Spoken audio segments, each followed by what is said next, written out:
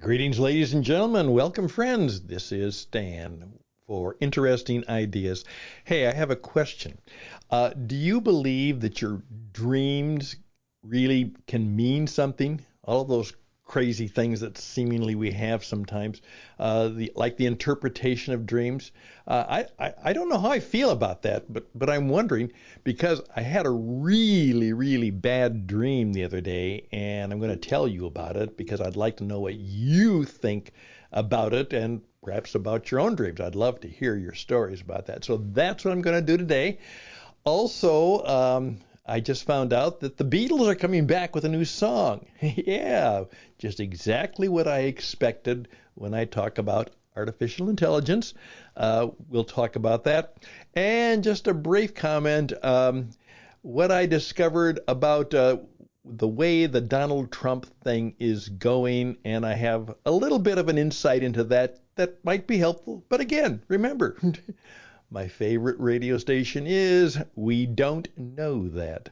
So whenever any of these people tell you what will be or what it is, we don't know that.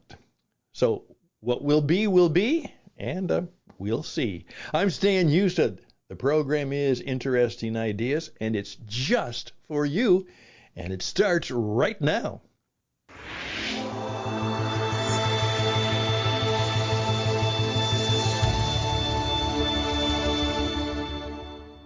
And I am back. I just walked away for a little bit, but now I'm back. This is for you. Now, those are some of the more powerful words in the English language to simply say to a person, you know, I did this for you. And I have a whole lesson on sales and marketing where from my radio experience, late night radio, and then from my marketing experience to tell you that four of the most powerful words in the English language are, and I imagine they're very similar, this is for you. I did this for you. Think about that. But it is for you because I always have somebody in mind, and I'm always thinking, will this topic have any help or interest, not just for me because I like it or I want to talk about it? Will it be helpful for you in some ways? Well, here we go. I have learned, and it took a while, I have learned the art of sleeping well. I get a good night's rest almost every night. It took me a while to learn how to do that, and that's why I teach that one of the great skills that you will need to make it in the 21st century is you're going to have to learn the art of sleeping and breathing. But you have to learn how to sleep and get a good night's rest. You have to do that. You have to figure that out. And so I sleep well. And I've got the routine down, and I find myself occasionally I have a dream, but again, it's that rather disjointed stuff. I can't ever really think that I wake up and say, my goodness, even though I know that I dreamed something, and I even can't remember it. But I had a very unusual dream the other day, and it frightened me. Now, let me explain to you the dream. What it was, for some reason, I was driving. Now, we got a recently newer automobile, and I was driving up the road in it. And all of a sudden, this car from my right came right out of the other lane, right in front of me. And so I slammed on the brakes, but they went right through, even though I had the right, they went right through, and they stopped right in front of me. And then the woman looked out at me, and she was a bit startled, and then she and I was a bit, she went on. And so then in my dream, then I turned, and because I was so distracted by that, I didn't see a car coming from the other direction, and I smashed right into that car. And I had that moment, oh no, what have I done to my new car? But then the dream got even worse.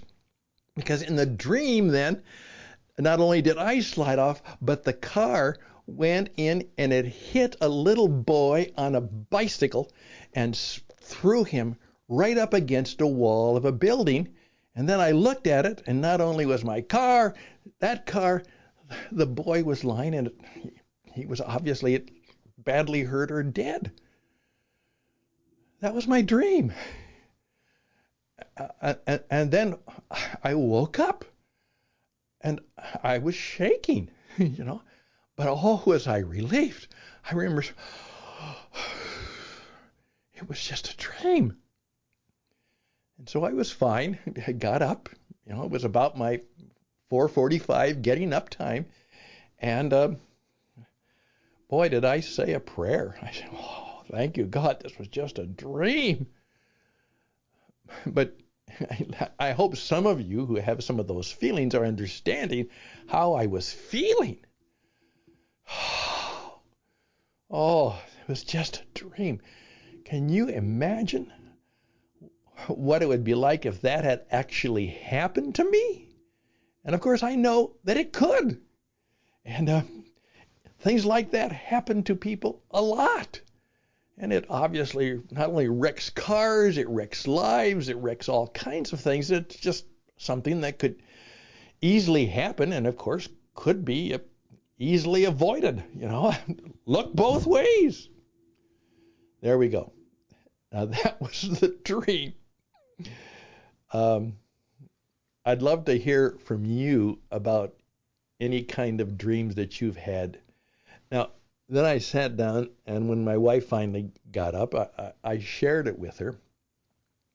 And again, she was, and I said, could it be that this is a message for me? Now, one of the things I'm learning at this age and stage is I have to be a little more careful about my driving. I really do. I found that out. I'm not in my 40s by a long shot, and I'm over the hill in some respects, though I'm got so many good faculties. And I said, was this a way that God was trying to remind me to be just a little more careful in my driving? Because I can tell you, ever since then, I am being much more careful about my stopping and starting and my going up because of that crazy dream that I had. So I just share that with you, and maybe you can tell me if you think there was anything to that. Or what no, I would love to hear. StanHouston@gmail.com, StanHouston@gmail.com. Have any of you had any experiences like that? And the idea of learning things in a dream is part of our tradition. Even even in the Bible it says they were warned in a dream not to go back to King Herod. The wise men went another way. That God came to people in dreams. That was very much an idea in that particular view of human experience. So there we go. That's my 9-minute story, and I'm done with that now. But I will talk about the Beatles next, and then maybe just a reflection on where the Trump experience might be going. Again, I would love for you to be a part of my radio program. You have interesting ideas, and I would love for you to raise your hand and say, I have a story to tell, and let's see if we can audition. And then I'm going to try and get you on the radio in 23, because you need to learn how to master the media methods and arts. You need to do that. Whether you are a broadcaster or not, you have to understand how this stuff works. And like AI. Hey, we'll be right back with the scary story of AI and the interesting story about artificial intelligence.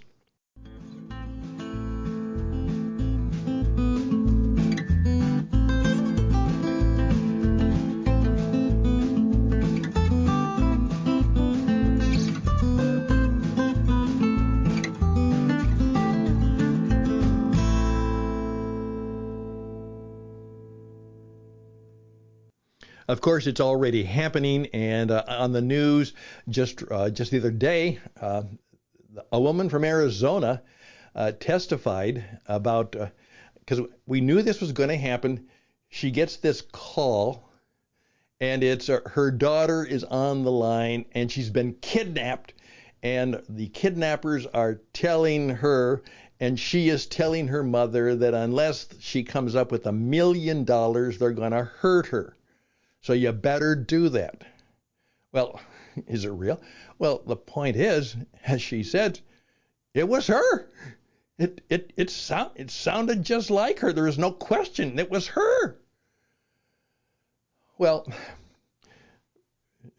they were able to sort that out. And what it was, of course, was that these criminal thugs had created an artificial voice that sounded like her daughter and was able to put it into a framework.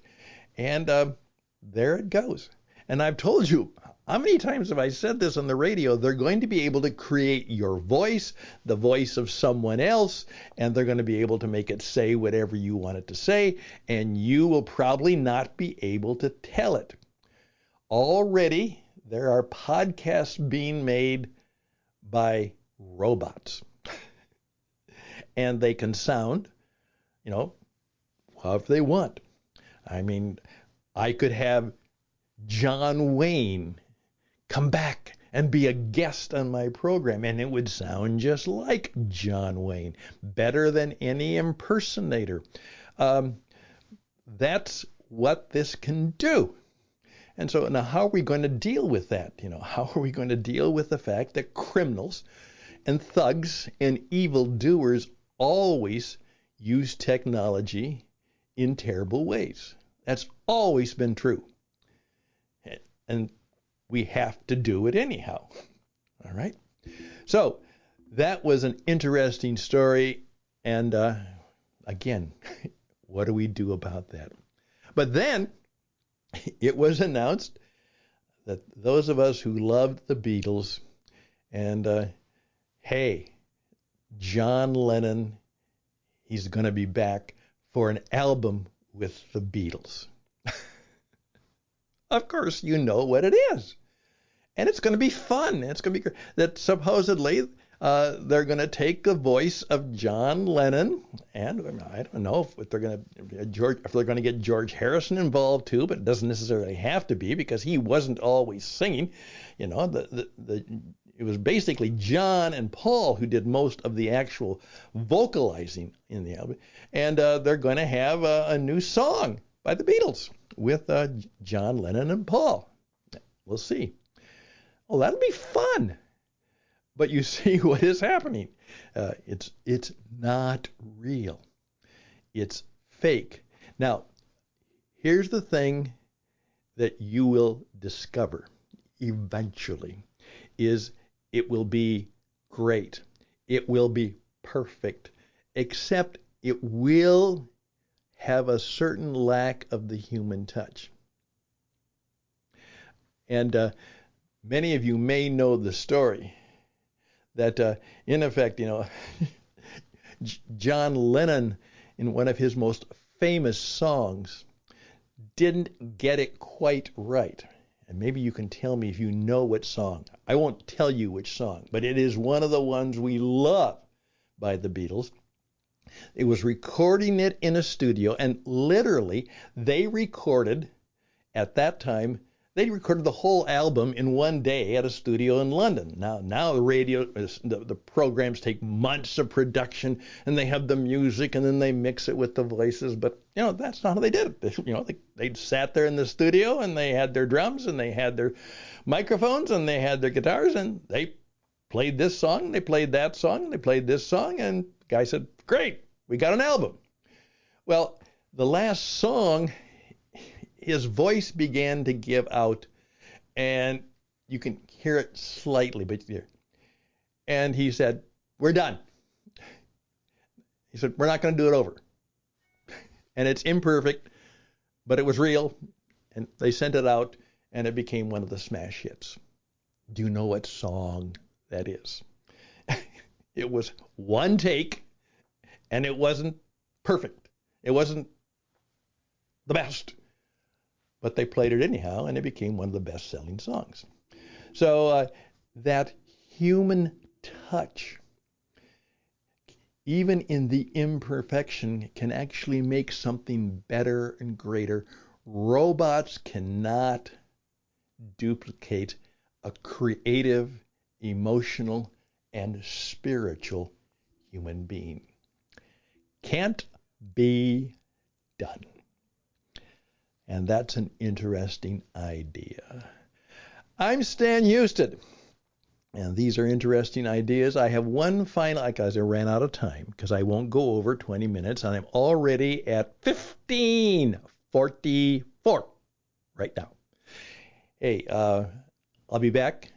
I'll do my pitch, and something that came up, which is quite clear about the Biden. It's a Biden problem. Biden and the Donald Trump indictment. Just a comment or two, and then I'll turn it back to you. We'll be back.